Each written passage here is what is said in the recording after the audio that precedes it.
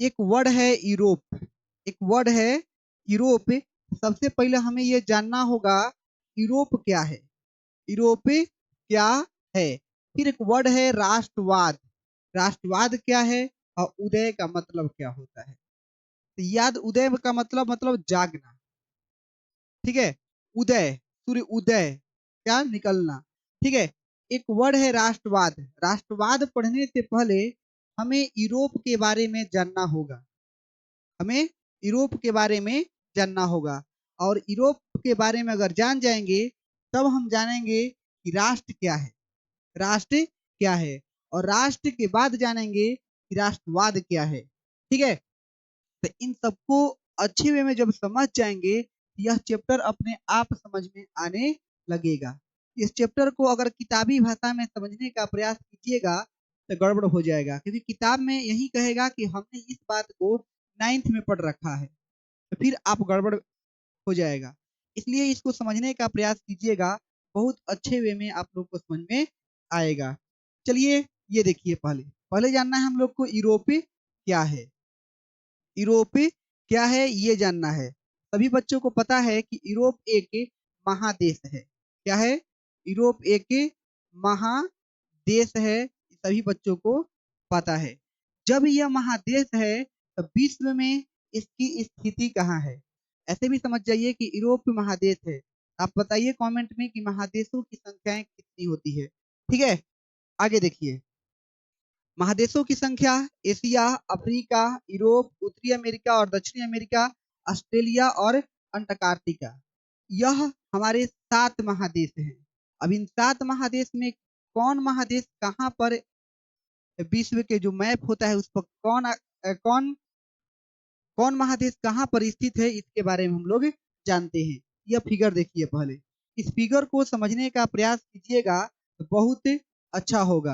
अगर ये फिगर में लिखा हुआ चीजें अगर आप लोग को दिखाई दे रहा होगा तो समझने का प्रयास कीजिए। यह जो है, ये वाला जो पीला वाला भाग है, पीला वाला भाग ऐसे, ये सब क्या है? यह सब जो है वह क्या है? एशिया है। क्या है? ये सब एशिया है, ठीक है। ये जो वाला जो भाग है, ये वाला, इस भाग को हम यू अफ्रीका कहते हैं। क्या कहते हैं? अफ्रीका।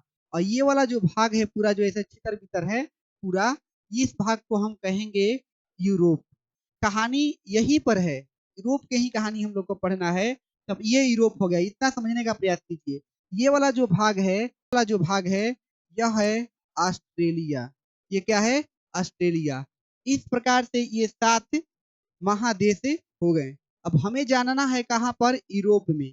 कहाँ? यूरोप का नक्शा, ये है यूरोप का नक्शा। सबसे अधिक जिक्र जो होगा इस चैप्टर में, वह जिक्र होगा फ्रांस का। किसका होगा? फ्रांस का। तो फ्रांस कहाँ है समझने का प्रयास कीजिएगा। फ्रांस कहाँ है? ये फ्रांस है हम लोग का। क्या है? ये फ्रांस है। इसका बात बहुत चर्चा अधिक होगा, इसकी चर्चा बहुत अधिक होगा। फ्रांस का भी चर्चा होगा, जर्मनी का भी चर्चा होगा, जर्मनी का भी चर्चा होगा, जो कि आप लोग को यहाँ पर दिखाई दे रहा है। जर्मनी के बाद यहाँ पर एक और देश की चर्चा होगा, वह है किसका? वह है इटली का। किसका? इटली का भी चर्चा होगा। इटली के एकीकरण देखे है ना, आप लोग चैप्टर में पढ़े होंगे इटली का एकीकरण। ये बहुत ऐसे पतला सा है एकदम पूरा, क्या बोलते हैं, कुकुर के पूंछ जैसा, कुत्ता की आकृति जैसा लगभग करता है, ठीक है। हालांकि मस्त देश है इटली, ठीक है। और भी देश का इसमें जिक्र होगा जो कि बहुत ही इंपॉर्टेंट होगा। ऑस्ट्रेलिया की बात, ऑस्ट्रेलिया, ऑस्ट्रिया की बात करेंगे। किसकी? ऑस्ट्रिया की। देखिए यहाँ से पतला सा एक आकृति निकलेगा, यहाँ से ये होते हुए ऑस्ट्रिया कहलाएगा। ये क्या है? ऑस्ट्रिया है, ठीक है। ऑस्ट्रिया के होगा, और ऑस्ट्रिया की तो चर्चा बहुत होगा। ऑस्ट्रिया हुआ, फ्रांस हुआ, इन्हीं सब पे कहानी ही एक तरह से मोड़ लेगा, ठीक है। ये सब समझ गए होंगे कि एक दूसरे के क्या है? पड़ोसी हैं या फिर अगल बगल हैं, अगल बगल हैं, और इन्हीं से कहानी शुरू हो जाएगा। ये है हम लोग का स्पेन। स्पेन का भी कहानी होगा, एक शुरू होगा एक बार, केवल एक बार स्पेन भी आएगा, ज्यादा नहीं। स्पेन और पुर्तगाल ज्यादा नहीं आते हैं, लेकिन कम आएंगे, लेकिन हाँ आएंगे जरूर। इधर फ्रांस के, इधर है स्पेन। इतना समझ में आया आप लोग को? अगर ये पता चल गया होगा कि कौन देश कहाँ पर स्थित है, इस कहानी को समझने के लिए बेस्ट होगा आप लोग के लिए ऑप्शन, क्योंकि हम इतिहास कहानी के माध्यम से ही समझाने का प्रयास करेंगे। ठीक है, अभी हमने राष्ट्रवाद चैप्टर नहीं शुरू किया, अभी केवल हम जाने कि यूरोप कहाँ है, जो वर्ड दिया है यूरोप। ठीक है, दूसरा बात यहाँ पर देखिए कि देखिए अब यूरोप तो जान गए, यूरोप क्या है, एक महादेश है। ठीक है, यूरोप एक महादेश है। अब हम लोग यहाँ पे एक वर्ड दिए हैं देश और राष्ट्र में अंतर। जब तक हमें देश और राष्ट्र में अंतर नहीं समझ में आएगा, तब तक हम राष्ट्रवाद की परिभाषाएं नहीं दे सकते हैं। राष्ट्रवाद क्या है नहीं दे सकते हैं, आप रट ले वो अलग बात है कि राष्ट्रवाद क्या है, देश की प्रेम की भावना को राष्ट्रवाद कहते हैं, फलान चिलान ठिकान, लेकिन वह चीजें नहीं समझ पाइएगा आप जो हकीकत में समझाना चाहता है किताब। ठीक है, आगे देखिए राष्ट्र क्या है, पहले ये देखिए। राष्ट्र एक देश है, एक देश मतलब राष्ट्र, सॉरी देश कंट्री। एक देश भूमि का एक बड़ा क्षेत्र है जिसकी अपनी सरकार, एक राष्ट्रपति और एक नागरिक होते हैं किसी देश की सीमाएं बदली जा सकती है।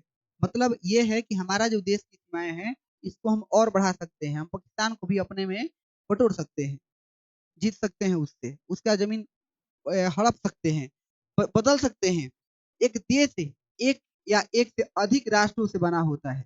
अब राष्ट्र क्या है इसके बारे में हम लोग चर्चा करेंगे, नया वर्ड है ना राष्ट्र, राष्ट्र के बारे में समझाएंगे आप लोग को।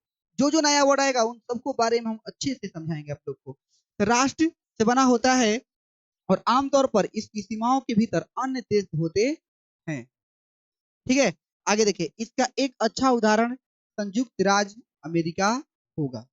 संयुक्त राज्य अमेरिका कहने का मतलब है कि संयुक्त राज्य जो अमेरिका है वो बहुत राष्ट्रों के मिलकर या फिर बहुत सारे देशों के मिलकर बनने से बना है, मिलकर बनने से बना है। कौन? संयुक्त राज्य अमेरिका।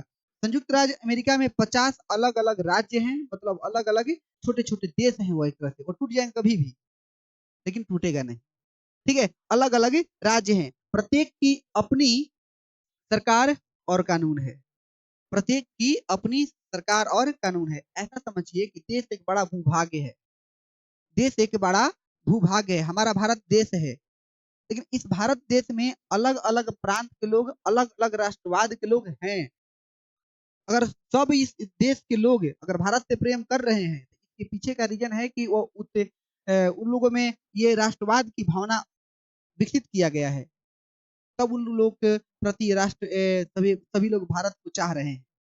नहीं तो कोई बिहार को चाहेगा, कोई उत्तर प्रदेश को चाहेगा, कोई हैदराबाद को चाहेगा, कोई तमिलनाडु को चाहेगा। ऐसा नहीं कि नहीं चाहा है, लोग चाहा है। बहुत सारा दक्षिणी भारत में अलग देश का मांग किया है, जैसे पाकिस्तान हमारा अलग देश का मांग कर दिया, बांग्लादेश अलग देश का मांग कर दिया था। ऐसे बहुत देश मांग हो जाएगा। मांग किस आधार पे होगा, यही तो समझाना चाहते हैं कि मांग किस आधार पर होगा। बोली पे, भाषा पे, ठीक है, रंग रूप, इन्हीं सब पे तो होगा। ठीक है, धर्म पे, जाति पे, इन्हीं सब पे तो होगा।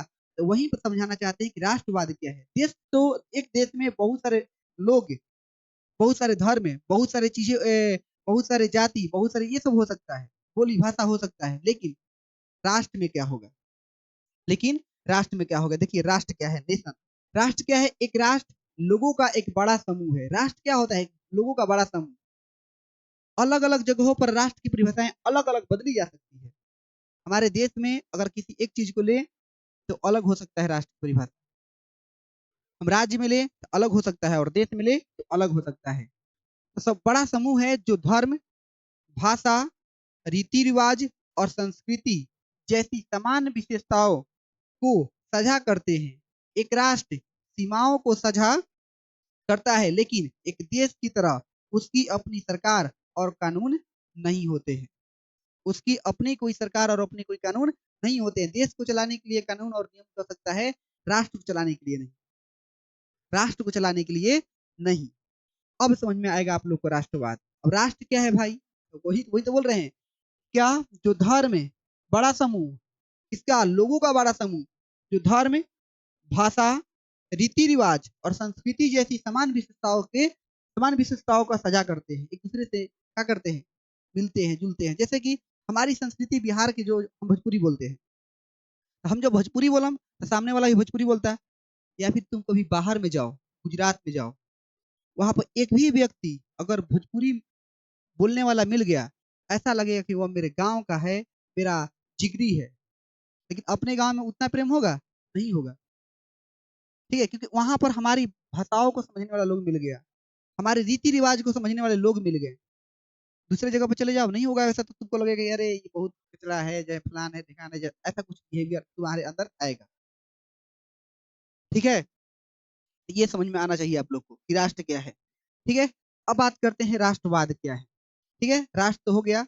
राष्ट्र, हाँ, राष्ट्र यहाँ पर देखिए, एक राष्ट्र की परिभाषा और राष्ट्रवाद की परिभाषा, एक दार्शनिक थे जिनका नाम था अर्नेस्ट रेनर। अर्नेस्ट रेनर के अनुसार एक परिभाषा दिया गया, ठीक है, कि समान भाषा, नस्लें, धर्म से बने क्षेत्र को राष्ट्र कहते हैं। एक राष्ट्र लंबे प्रयासों, त्यागों और निष्ठा का चरम बिंदु होता है। अब आते हैं राष्ट्रवाद पे। राष्ट्रवाद को पढ़ने से पहले एक और वैज्ञानिक का जब नाम आया था, वैज्ञानिक नहीं कह सकते उनको, दार्शनिक कहेंगे, अर्नेस्ट रेनर। अर्नेस्ट अर्नेस्ट रेनर, ठीक है, जिसका पूरा नाम क्या है? जोसेफ अर्नेस्ट रेनर था। वह एक फ्रांसीसी दार्शनिक और विचारक थे। तो पहला प्रश्न पूछ सकता है आपसे, अर्नेस्ट रेनर कौन थे? फ्रांसीसी थे, फ्रांसीसी में फ्रांस के रहने वाले लोग थे, और ये क्या है? दार्शनिक थे और विचारक थे, और साथ ही साथ इतिहासकार भी थे। इतिहासकार भी थे, ठीक है, साथ ही साथ इतिहासकार भी थे। इतना समझ में आना चाहिए आप लोग को। एक और है राष्ट्रवाद को, राष्ट्रवाद की भावना को विकसित करने वाले व्यक्ति एक और हैं, जिनका नाम है फ्रेडरिक सरियू। ठीक है, फ्रेडरिक सरियू। ये क्या है भाई? यह एक चित्रकार थे। क्या थे? चित्रकार थे। चित्रकार थे जो चित्र बना के राष्ट्रवाद की भावना को उजागर कर रहे थे। कौन कौन? फ्रेडरिक सरियू। ये क्या थे? चित्रकार थे। ठीक ना? जैसे कि यहाँ पर चित्र आप लोगों को दिखाया गया है, राष्ट्रवाद की भावनाओं को विकसित करने में इनका बहुत बड़ा योगदान है। ये दोनों व्यक्ति, यह दोनों व्यक्ति का बहुत बड़ा योगदान है राष्ट्रवाद को विकसित करने में। राष्ट्रवाद राष्ट्रवाद बहुत बार कर लिए, अब हम देखते हैं कि राष्ट्रवाद क्या है। इसको अंग्रेजी में नेशनलिज्म कहते हैं। राष्ट्रवाद क्या है? नेशनलिज्म। राष्ट्र का मतलब आप समझ गए, वाद का भी मतलब समझ गए। वाद का मतलब होता है विचार। क्या? विचार। राष्ट्रवाद, देखिए, राष्ट्र क्या है? एक ही जाति, एक ही धर्म, एक ही समूह के लोगों को हम क्या कहते हैं? राष्ट्र। क्या कहते हैं? राष्ट्र, जिनमें समानताएं पाई जाती है। ऐसे विचारधारा रखने वाले लोगों, अगर ऐसी विचारधारा रखने वाले को हम राष्ट्रवाद कहते हैं। कहते हैं राष्ट्रवाद कहते हैं। या फिर आप ऐसे भी साधारण भाषा में बोला जाता है कि राष्ट्र के प्रति प्रेम की भावना को क्या कहते हैं? राष्ट्रवाद कहते हैं। अगर बताइए, हमारा देश 200 सालों तक गुलाम रहा, क्या है? रीजन हो सकता है ना, है इसके पीछे का रीजन यही सब कि हमारे अंदर उस समय राष्ट्रवाद की भावनाएं उत्पन्न नहीं थी। हमारे जैसा का, जब घर में ऐसा कभी कभी घर में परिवार में भी अगर ऐसे कंडीशन आ जाता है, घर बिला जाता है, क्या होता है कि हमारे जैसा का, हमारे जैसा करने का मतलब कि अगर कोई चीजें बिगड़ रहा है, तो 5 भाई है, 4 भाई है, अगर एक वक्त माइंड में आ रहा है कि हमारे जैसा उनको तो जाता टे, हमारे बिगड़ा टे उनको तो बिगड़ा टे, इस कंडीशन में वह घर बर्बाद हो जाएगा। उसी प्रकार से भारत भी था। अलग अलग यहाँ के राजाएं थे, अलग अलग लोग मिलकर लड़ाई किए दूसरे से, तो वो लोग हार जाते थे। बात समझ में आया आप लोग को? ऐसे ही राष्ट्रवाद की भावनाएं फिर विकसित किया गया। भारत में भी राष्ट्रवाद की भावना पढ़ेंगे, लेकिन पहले हम लोग यूरोप में राष्ट्रवाद की भावना पढ़ रहे हैं। ठीक है, ये तो समझ में आ गया आप लोग को। राष्ट्रवाद क्या है भाई? अपने राष्ट्र के प्रति प्रेम की भावना को राष्ट्रवाद कहते हैं। अपने राष्ट्र के प्रति प्रेम की भावना को राष्ट्रवाद कहते हैं। वाद का मतलब होता है विचार। ऐसे विचार रखने वाले लोगों को क्या कहते हैं? राष्ट्रवादी कहते हैं। अर्थात राष्ट्रवाद एक भावना है जो किसी भौगोलिक, सांस्कृतिक एवं सामाजिक लोगों में एकता की भावना को जन्म देती है। जो किसी भौगोलिक, भौगोलिक मतलब कि एक ही क्षेत्र के रहने वाले लोग, सांस्कृतिक एक ही सांस्कृतिक के लोग हों, ठीक है, और एक ही समाज के लोगों में एकता की भावना को जन्म देती है। दूसरी चीज है राष्ट्रवाद की भावना का बीजारोपण। राष्ट्रवाद की भावना का बीजारोपण यूरोप में पुनर्जागरण के काल से हो चुका था, परंतु 1789 ईस्वी की फ्रांसीसी क्रांति से यह उन्नत रूप से प्रकट हुई। एक यहाँ पर दो वर्ड है, हाँ, इसीलिए हम इसको क्या किए हैं, हाईलाइट किए हैं। यूरोप में पुनर्जागरण, दूसरा है 1789 ईस्वी की फ्रांसीसी क्रांति। ये दोनों चीज क्या है, इनके बारे में चर्चा करेंगे। जब तक इन दोनों चीजों को अच्छे से समझ नहीं पाएंगे, तब तक ये चैप्टर समझ में कहाँ से आएगा। अभी तो हमने केवल जाना है कि राष्ट्रवाद क्या है, राष्ट्र के प्रति प्रेम की भावना को राष्ट्रवाद कहते हैं, नहीं ना जाना है। पीछे जो कहानी हम बतलाए थे वो तो बतलाए थे कि समझने के लिए, जब हम कहानी शुरू करेंगे ना तो सारा फिगर झलकेगा कि कहाँ है यूरोप, कहाँ है जर्मनी, कैसे संबंध बन गया दोनों में, ठीक है, कैसे लड़ाई कर लिया, कैसे एक दूसरे का दोस्त हो गया, ठीक है, और कैसे एक दूसरे से दूसरे देश में पनपता हुआ बात गया। एगो घर में अगर कोनो बात हो जाओ तो दूसर का घर में अपने आप फैलेला। वैसे ही राष्ट्रवाद की भावना रहे कि धीरे धीरे धीरे धीरे धीरे धीरे फैलल। ये फैलल कहाँ से बाटे, फ्रांसीसी क्रांति, 1789 ईस्वी में जो फ्रांसीसी क्रांति हुई थी उससे फैला हुआ है। इसके चर्चा करेंगे हम लोग, ठीक है। अब ये दो चीजें हाईलाइट किए हैं, इसलिए हम इसके बारे में आगे चर्चा करेंगे। अभी देखिए राष्ट्रवाद के बारे में और कुछ है। राष्ट्रवाद का उदय 18वीं और 19वीं सदी के यूरोप में हुआ। तो पूछेगा कि प्रश्न पूछ सकता है कि राष्ट्रवाद का उदय कहाँ हुआ था, याद रखना यूरोप में। तो यहाँ पे यूरोप में राष्ट्रवाद के प्रतिपादक जॉन गॉटफ्रेड हर्डर थे। जॉन गॉटफ्रेड हर्डर थे, जिन्होंने 18वीं सदी में पहली बार इस शब्द का प्रयोग करके जर्मन राष्ट्रवाद की नींव डाली थी। जर्मन के एकीकरण होता है ना, तो देखना जर्मन के एकीकरण जब पढ़ेंगे तो गर्दा कबर जाएगा। तो जर्मन राष्ट्रवाद की नींव डाली थी कौन, जॉन गॉटफ्रेड हर्डर, जॉन गॉटफ्रेड हर्डर, ठीक है। आगे बात करते हैं। देखिए यहाँ पर थोड़ा सा दो वर्ड आप लोग के लिए समझाना हमको है, क्या, यूरोप में पुनर्जागरण और 1789 ईस्वी की फ्रांसीसी क्रांति। इन दोनों वर्ड पर हम एक अच्छे से वीडियो लेकर आएंगे। हम छोटा छोटा वीडियो लेकर आ रहे हैं ताकि आप बोर ना, ठीक है।